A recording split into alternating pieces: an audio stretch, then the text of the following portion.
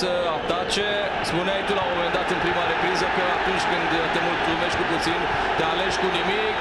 Șansă pentru 2-0 pentru Steaua. Adi Popa, gol!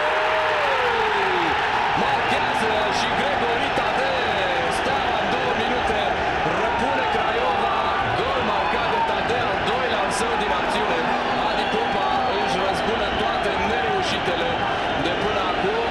Craiova n-a știut ce a lovit-o. 2 acțiuni, 2 goluri pentru Steaua.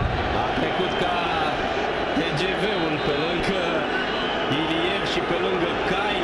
Iliev nici măcar nu a putut să-l faulteze, nu avea galben Iliev, își putea permite un fault. Dar iată aici, nici măcar nu poate opri pe Adi Popa.